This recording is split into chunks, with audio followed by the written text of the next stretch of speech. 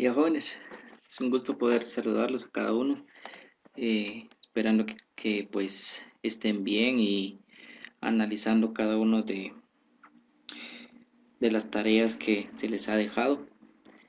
En este caso voy a preparar el video con respecto a lo que es el curso de contabilidad bancaria. De acuerdo, hay algunas cosas que son necesarias del poder explicar, ¿verdad? Seamos, siempre pueden surgir dudas, pues saben que con toda confianza ustedes pueden consultar, ¿de acuerdo? Antes de poder ver la parte práctica, pues siempre es lógico poder explicar lo que es la parte teórica. Ustedes tienen en el segundo documento o segundo archivo que les había enviado en la página 14-1 que habla sobre los registros contables. Y nos menciona aquí antes un recordatorio, ¿verdad? Seamos muchas veces, pues pueden existir algunas dudas en pensar qué diferencia hay entre una contabilidad general, una contabilidad financiera, una contabilidad de costos y en este caso una contabilidad bancaria. Uno puede decir, bueno, será lo mismo, qué hay de diferencia y demás, ¿verdad? Hay que considerar que hay principios contables que no cambian, ¿de acuerdo? Seamos lo que es un activo, lo que es un pasivo, una pérdida, una ganancia, ¿de acuerdo? Seamos, eso no cambia, siempre un bien, un vehículo, un edificio, siempre va a ser un activo, ¿verdad? Pero hay que considerar que entre una contabilidad de una empresa comercial y una contabilidad de un banco, ¿verdad? Son operaciones totalmente diferentes, ¿sí? Entonces, para ello, pues, es necesario poder analizar cada una de las mismas. Bien, eh, voy a leer algunas partes importantes de ello, ¿verdad? Ustedes, pues, considero que ya lo habrán leído o lo están leyendo o lo van a leer más adelante, por lo cual es que quiero que veamos esta parte. Dice aquí: en nuestro servicio de la Cátedra de Contabilidad Bancaria hemos podido comprobar que desde que se implantó el uso de las nuevas nomenclaturas de cuentas, muchos alumnos han encontrado mayor dificultad en resolver los problemas de jornalización que se les presentan. ¿Acaso se deba esto en primer lugar a la gran diversidad de cuentas, necesitándose ser cierta retentiva para seleccionar la que sea apropiada para un caso dado? Pero por otra parte se debe también al hecho de que tales alumnos han olvidado ciertos principios básicos de jornalización.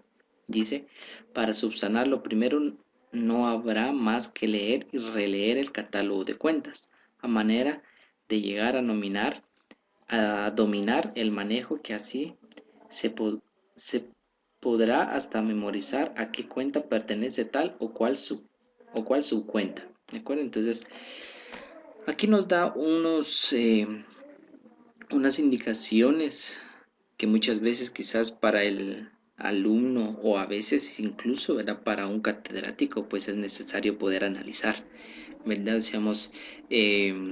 Qué cuentas utilizar y demás. Incluso quizás algunos pues ya habrán visto eh, el listado de cuentas o le han dado un ojazo a su nomenclatura y pues verán que hay una diversidad de cuentas con sus propios códigos, ¿verdad? Y uno dice qué se supone que uno debe de hacer acá o cómo se supone que se deben de realizar los registros contables, ¿verdad? Pero no se preocupen, si usamos no hay nada complicado, no hay nada difícil, de igual manera nosotros vamos a ver lo básico, de acuerdo con la intención de que podamos comprender sin ninguna dificultad. Veamos lo que dice a continuación. Dice, para remediar lo segundo, nos permitimos invocar determinados principios como los que siguen. ¿Verdad? Aquí nos va a aparecer principios fundamentales de lo que es la contabilidad.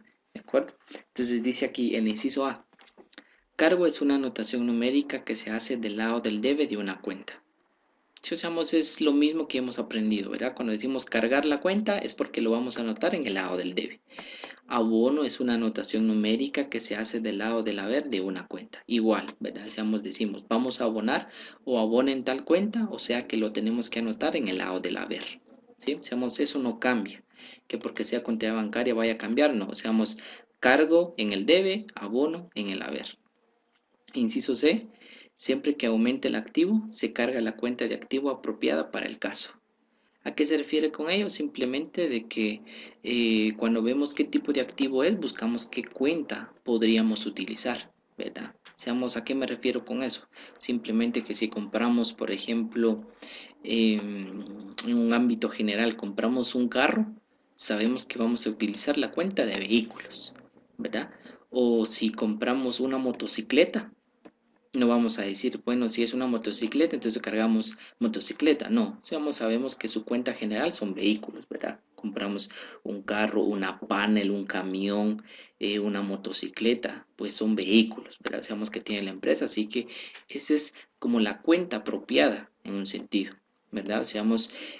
También hay otro punto que si queremos generalizar todas las cuentas de activos fijos, como por ejemplo vehículos, mobiliario y equipo, equipo de computación, edificio, ¿verdad? Y si no colocamos cuenta por cuenta, recordemos que hay una cuenta general que se le llama propiedad, planta y equipo. ¿Verdad? Hacemos la propiedad, planta y equipo es porque hablamos de todos los activos fijos. Eso incluso ya lo habíamos visto en clases presenciales, ¿verdad? Solamente es un pequeño recordatorio. Bien, rápidamente dice el inciso D, siempre que disminuya el activo, se abona la cuenta de activo apropiada para el caso. ¿Verdad? O sea, no simplemente colocar cualquier cuenta, ¿no? Sino que dependiendo qué cuenta es, pues nosotros estamos buscando la cuenta específica para poder abonarlo, ¿de acuerdo? Inciso E, siempre que aumente el pasivo, se abona la cuenta de pasivo apropiada para el caso, ¿verdad? O si es un pasivo, se abona, ¿verdad? Recordemos que las cuentas de pasivo se abonan. Siempre que disminuye el pasivo, se carga la cuenta de pasivo apropiada para el caso, ¿verdad? ¿Por qué? Porque hay que disminuir. Aquí, como les digo, no cambia, ¿verdad? Si queremos aumentar activo, lo cargamos. Si queremos disminuir, lo abonamos. Si queremos aumentar pasivo, lo abonamos. Si queremos disminuir el pasivo, lo cargamos, ¿verdad? Son principios generales. Inciso G. Si en la operación se descubre que hay pérdida, se cargará la cuenta de pérdida apropiada para el caso, ¿verdad? También las cuentas de pérdida se cargan, ¿verdad? Y por supuesto, las cuentas de ganancia, como lo dice aquí, se abonará, ¿verdad? Seamos que aquí todo es igual. Si es un activo, una pérdida, se carga. Si es un pasivo, ganancia o capital, se abona, ¿sí? Sigamos, dice, de consiguiente, al planteársele a usted un problema, hágase a sí mismo estas preguntas. Pero siempre yo les he dicho, de cuando vemos una partida o un enunciado, siempre nos tenemos que preguntar qué está pasando aquí, qué estamos recibiendo, qué estamos dando, qué está aumentando, qué está disminuyendo, ¿verdad? Toda esa parte fundamental. Incluso aquí las preguntas dicen, en esta operación, ¿aumenta el activo? Si sí, ¿en cuál de sus partes? ¿Verdad? Qué cuenta de activo podemos utilizar. Después dice, en esta operación, ¿disminuye el activo? Sí. ¿En cuál de sus partes? O sea, qué cuenta vamos a utilizar. No solamente utilizamos cualquier tipo de cuenta de activo, ya sea que se cargue o disminuya, no, sino que siempre hay que buscar una cuenta específica para el caso que se está dando. También las operaciones de pasivo, ¿verdad? Si aumenta, si disminuye, las operaciones de pérdida, ¿verdad? Aquí dice, en esta operación, ¿hay pérdida? Sí. ¿En cuál de sus partes? ¿Verdad? Recordemos que en una jornalización las pérdidas solo se generan, ¿verdad? No podemos decir, aumenta la pérdida, disminuye la pérdida. No, para nada, ¿verdad?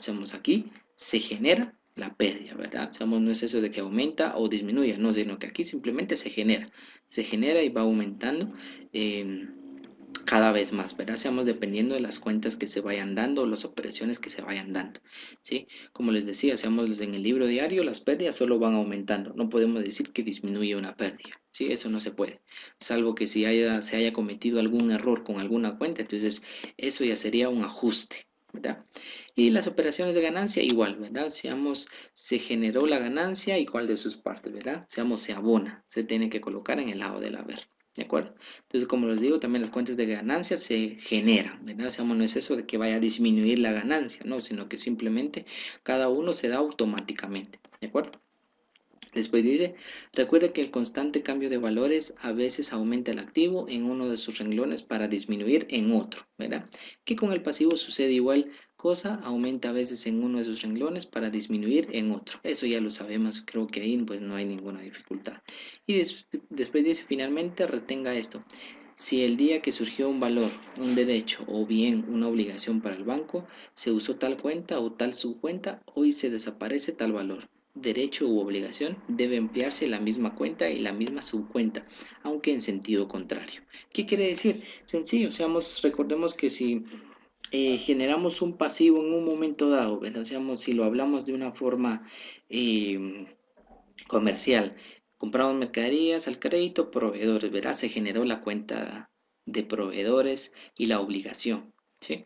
Y si un mes después, pues le vamos a cancelar dicha deuda, pues sabemos que tenemos que cargar dicha cuenta, ¿verdad? No podemos decir de que cuando compramos generamos proveedores y cuando vamos a cancelar tenemos que cargar a acreedores, por ejemplo. Seamos, es ilógico, ¿verdad? Porque sabemos que tenemos que utilizar la misma cuenta que generamos. En este caso, pues fue lo de proveedores. Es lo mismo acá. ¿Sí? Si en un banco se genera un pasivo, se utiliza una cuenta X, ¿verdad? Y al momento de cancelar dicho pasivo, pues tendríamos que eliminar dicha cuenta X, ¿verdad? Generamos cuenta Y, pues cuando tenemos que cancelarlo, tendríamos que disminuir la cuenta Y, ¿verdad? O sea, no podemos decir que generamos la cuenta X y después tenemos que disminuir la cuenta Y, ¿verdad? No se puede, es ilógico, ¿sí? Con respecto a lo que fueran cuentas de obligación, ¿sí? Seamos, espero me dé a entender con respecto a ello. Simplemente estoy diciendo que cuando generamos una cuenta determinada de obligación y cuando vamos a cancelarlo más adelante, tenemos que utilizar la misma cuenta, ¿verdad? Para poder eliminarlo. ¿De acuerdo? Entonces, sí, pues dice, no se nos escapa que por muchas reglas que se pudieran dar aquí, siempre costará resolver los ejercicios si no se llega al terreno práctico. ¿A qué se refiere con ello? Pues simplemente de que podemos hablar un montón de cosas, pero si no lo vemos en un sentido práctico, pues seguiremos con las mismas dudas, ¿verdad? Entonces, ya quizás cuando vemos la parte práctica, entonces ahí vamos a comprender cómo funciona. Bien. En la siguiente página no voy a profundizar, simplemente dice contabilidad bancaria. Aquí en la parte negrita nos aparece un concepto de lo que es la contabilidad bancaria. ¿Sí? Vamos a leer únicamente esto. Dice la contabilidad bancaria es una rama de la contabilidad cuyos principios se aplican a las empresas que realizan operaciones de banca. Veamos en resumen operaciones que realizan los bancos. ¿De acuerdo? Entonces tenemos aquí el reconocimiento de la base del sistema de contabilidad, ustedes pueden leerlo, el proceso contable, ¿sí? También ustedes lo van a leer, los registros, los libros principales mayores, los estados financieros, inventarios, las pólizas, ¿verdad? Recordemos una póliza es un asiento de diario, ¿sí? Aquí dice, miren, póliza de diario. La póliza de caja y demás. Cuando decimos pólizas, estamos hablando de un asiento de diario. Una partida, ¿verdad? Hacemos como bien nosotros los conocemos, ¿verdad? Hacemos una partidita, así que es una póliza, ¿de acuerdo? Esta parte es muy importante. Ustedes pueden revisar en el inicio de su nomenclatura de cuentas, dice aquí cuentas de contabilidad bancaria. Y aquí me interesa esta última parte que dice el manual de instrucciones contables para bancos y sociedades financieras emitidos por la Superintendencia de Bancos empieza por considerar dentro de los balances 9 partes o elementos. Aquí aparecen los numerales, incluso en su nomenclatura van a estar divididos por números. El número 1 son cuentas de activo, el número 2 son cuentas regularizadoras de activo, el número 3 son cuentas de pasivo, número 4 otras cuentas acreedoras, número 5 son cuentas de capital contable, ¿verdad? Si hablamos de capital, pues sería el número 5. Si hablamos de cuentas de ganancia o producto, aquí dice, mire, cuentas de productos, o sea que estamos hablando de ganancia, ¿verdad? Recordemos que producto es una ganancia, son el numeral 6, el numeral 7 son cuentas de gasto o de pérdida, el numeral 8 son cuentas de orden y el numeral 9 son cuentas de registro. ¿Sí? Entonces, así va a estar dividido la nomenclatura de cuentas de lo que es contabilidad bancaria. Bien.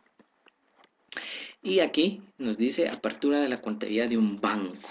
¿De acuerdo? Entonces, esto es sumamente importante. Veamos rápidamente qué es lo que nos dice. Dice, desde el día en que un grupo de amigos, hombres de negocio y posiblemente hombres de aventura, se reúnen para charlar sobre la formación de un nuevo banco, y que entre ellos se designó a uno o más para hacer todas las gestiones necesarias para lograr el objetivo.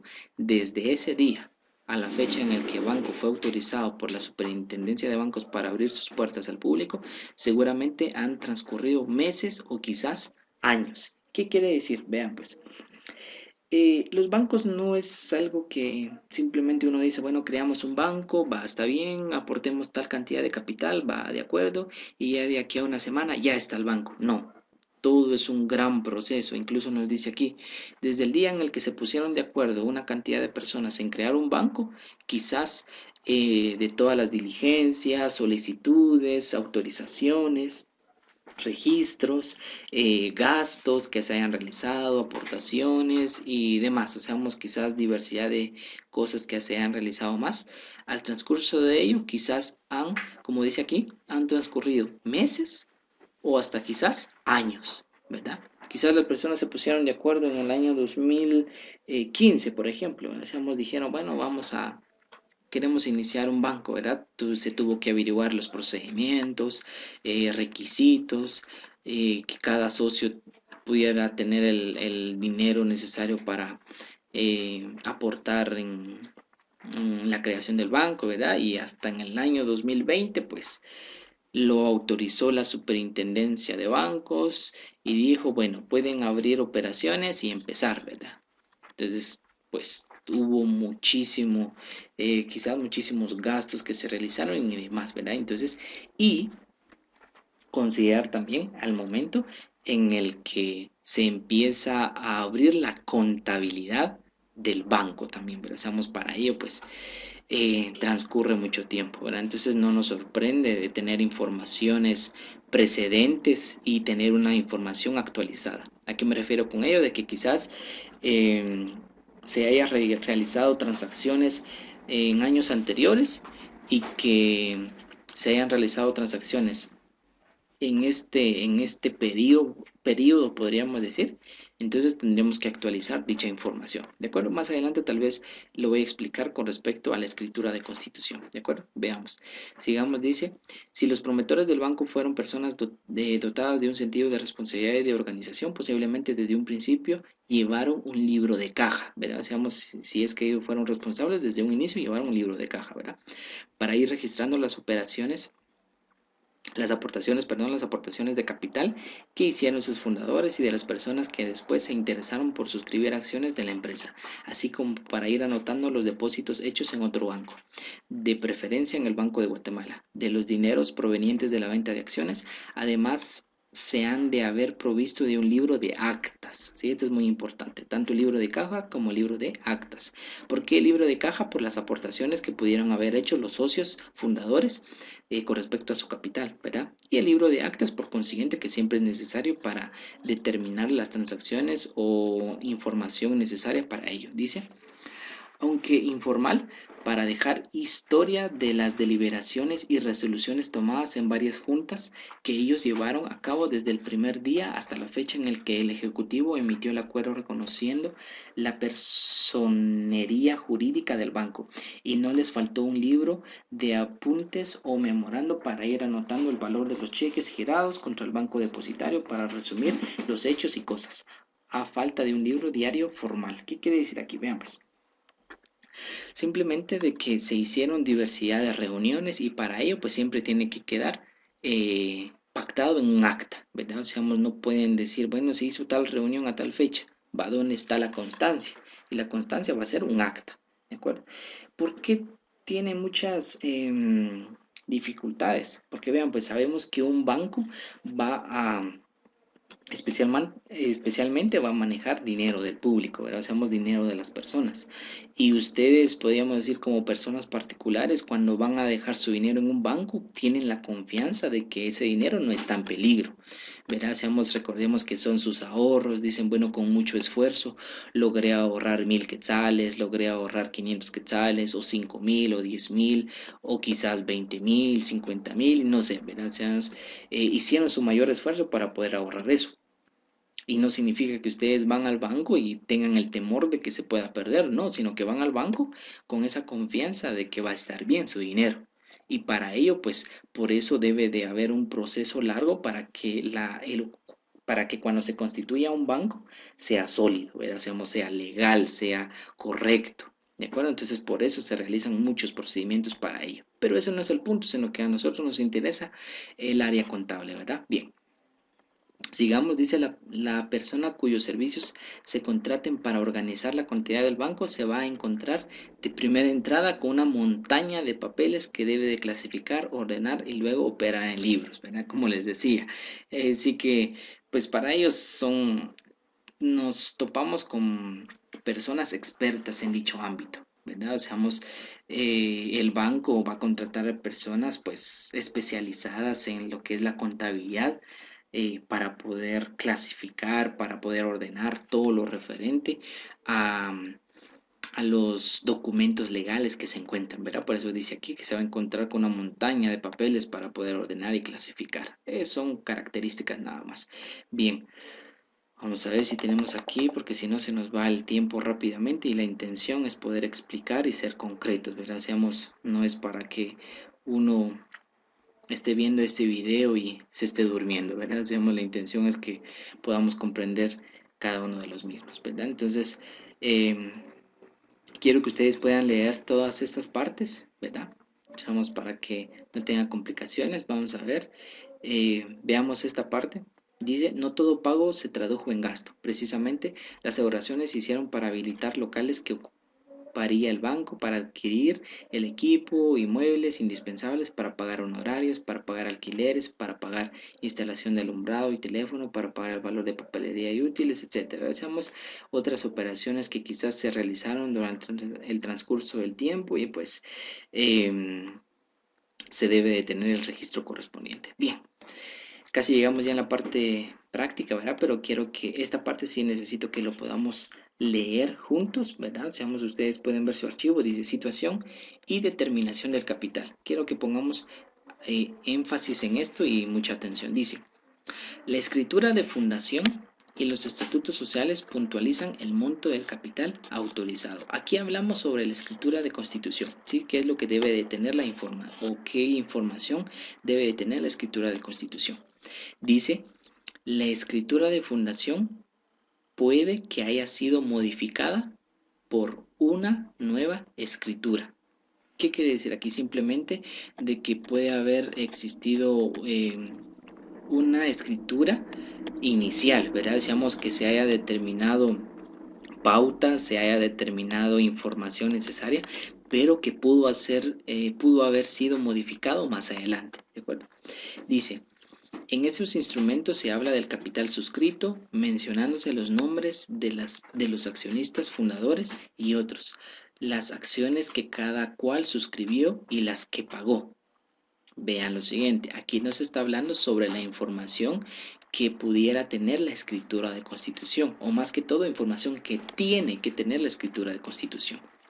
Dice, pero entre la fecha en que la escritura social fue otorgada, vean, esta parte es muy importante, vuelvo a repetir, dice, pero entre la fecha en que la escritura social fue otorgada y la fecha en el que se abre la contabilidad, se dice a medidas que aquí ya ha pasado algún tiempo. Aquí una parte que no es tan comprensible, pero en resumen dice que al momento de que se constituye la escritura social, ¿verdad? Digamos, al momento de esa fecha ya ha transcurrido algún tiempo y durante el cual ocurrieron nuevas suscripciones total o parcialmente pagadas. Vamos a ver esta parte después y voy a explicar. Así que para determinar el capital suscrito, lo aconsejable es examinar los duplicados de las papeletas de suscripción, las que también pueden mostrar cuál fue la parte pagada de las acciones suscritas. Por último, dice pero para mayor exactitud en la determinación del capital pagado, es preferible recurrir a los talonarios de recibos extendidos con motivo del cobro del cobro a los accionistas cuyos pormenores se hallan en los codos. Bien, veamos. Explicación. Hay una fecha en el que se creó la escritura de constitución, ¿sí? Ahora bien, en la escritura de constitución se establece cuántos socios fueron parte o son los fundadores, más que todo, cuántos socios son los fundadores de dicho banco, cuántas acciones suscribieron, ¿verdad? Recordemos que debe de contener cuántas acciones se emiten, ¿verdad? Puede decir que el capital autorizado es de tal cantidad de millones de quetzales, ¿verdad? Por ejemplo, se constituyó y el capital autorizado sea de 100 millones de quetzales, ¿verdad? Entonces, eso va a establecer la escritura de constitución. ¿Y cuántas acciones constituye? ¿Cuánto es el valor de las acciones? ¿Cuántas acciones los socios fundadores están suscribiendo? ¿Y cuántas acciones están pagando? ¿De acuerdo? Eso va a decir la escritura de constitución. Ahora vean lo siguiente. Imaginémonos de que eso aparezca el 1 de enero del 2019, ¿verdad? Imaginémonos que eso pasó el 1 de enero del 2019, ¿verdad? Dice que se suscribió, que se pagó acciones y demás. Eso menciona la escritura de constitución, ¿de acuerdo? Ahora vean lo siguiente. Imaginémonos que al inicio del año 2020 llega el contador, va a empezar a realizar los registros contables, ¿verdad? Pero el contador no solamente se va a basar en la escritura de constitución. ¿Por qué razón? Vean lo siguiente. Porque puede existir la probabilidad que durante el año 2019 los socios estuvieron suscribiendo más acciones y estuvieron pagando más acciones de la misma manera. Entonces significa que la información de la escritura de constitución no está actualizada en base a lo que realmente se ha suscrito y lo que se ha pagado.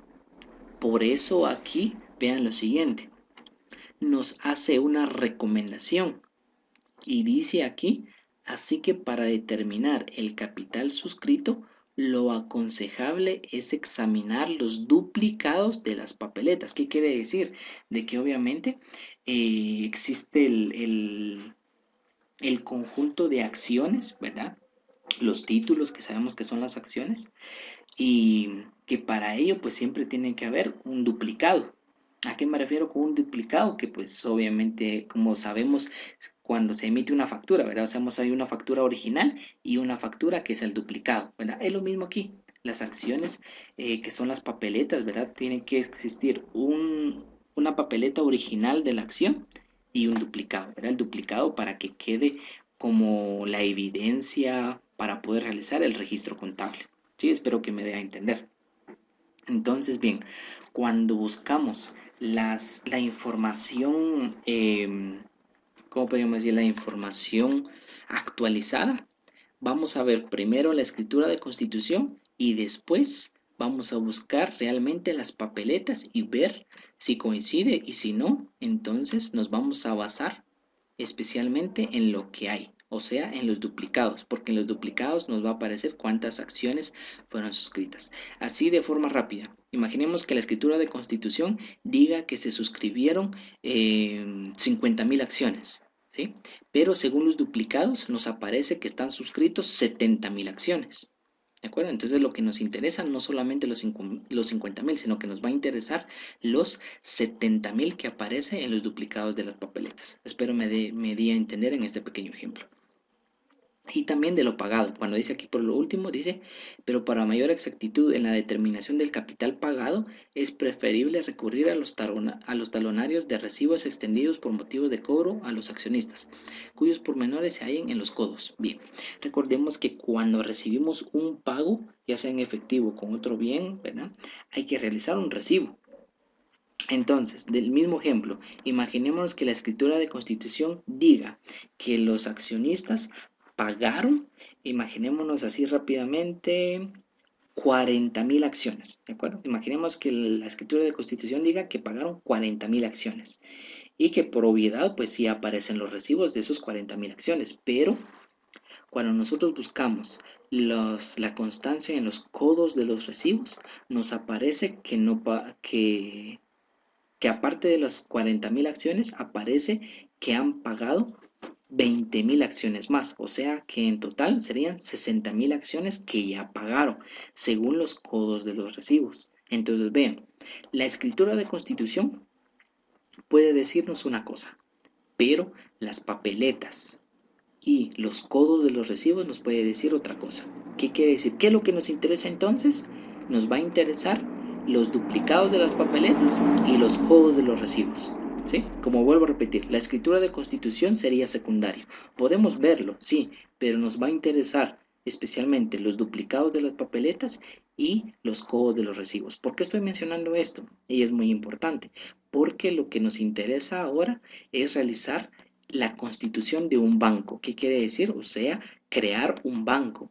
Y obviamente no nos interesa qué procedimientos se han generado, o sea, libros de actas y demás, no, sino que a nosotros nos interesa la documentación que tengamos con respecto a, a los registros contables que nosotros tenemos que realizar, ¿de acuerdo? Entonces, eso sería la parte teórica. El primer video, voy a realizar el segundo video, que pues también ustedes ya lo van a tener a continuación para explicar la parte teórica, ¿de acuerdo? Entonces, analícenlo, véanlo y estén atentos a la parte práctica que voy a resolver en breves momentos o que ustedes van a ver en breves momentos, ¿de acuerdo?